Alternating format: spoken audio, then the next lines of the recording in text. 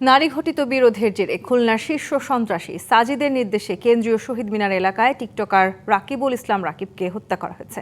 Killing মিশনে সরাসরি অংশ নেওয়া 4 জন সহ 5 জনকে গ্রেপ্তারের পর এমন তথ্য জানিয়েছেন রমনা বিভাগের ডিসি মাসুদ আলম। জানান, হত্যার নেতৃত্ব দেন কুখ্যাত সন্ত্রাসী গ্রুপ বি কোম্পানির শীর্ষ সদস্য সালাউদ্দিন। গেল 15ই মার্চ রাতে কেন্দ্রীয় শহীদ মিনারে পরপর কয়েকটি গুলি করা হয় টিকটকার রাকিবুল ইসলাম রাকিবকে। পরে চাপাতি দিয়ে কুপিয়ে হত্যা নিশ্চিত করে সন্ত্রাসীরা। এ ঘটনা তদন্তে মাঠে নামে পুলিশ। গ্রেপ্তার করা হয় কিলিং মিশনে সরাসরি অংশ নেওয়া শিহাব, রাফিন, জয় ও সাগরকে। তাদের জিজ্ঞাসাবাদে উঠে আসে এ হত্যা রহস্য। পুলিশের দাবি, ঘটনার 3-4 দিন আগে খুলনা থেকে ভাড়াটে খুনিরা ঢাকায় আসে। হোটেল সোনারগাঁও সহ কয়েকটি হোটেলে অবস্থান নিয়ে হত্যার পরিকল্পনা করে, যার নেতৃত্বে ছিল সন্ত্রাসী সালাউদ্দিন। যে 5 জনকে আমরা ধরেছি, এর মধ্যে 4 জনকে তো আগে ধরেছিলাম।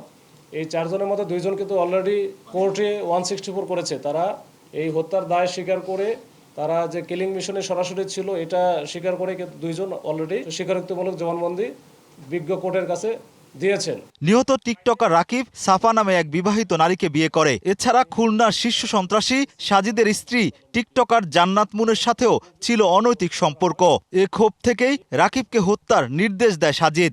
নগদ নিয়ে এলো হার না মানা হার অফার। সর্বনিম্ন 10,000 টাকা রেমিটেন্স নগদে পাঠালে থাকছে স্বর্ণের হার জেতার সুযোগ।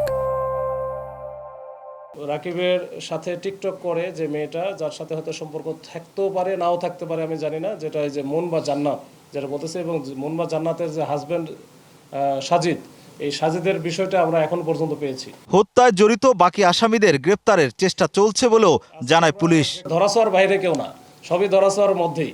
তো ইনশাল্লাহ আমরা সবাইকে এর মধ্যে আইনের আওতায় নিয়ে আসতে পারবো। Rakib Hossain, DBC news, Dhaka.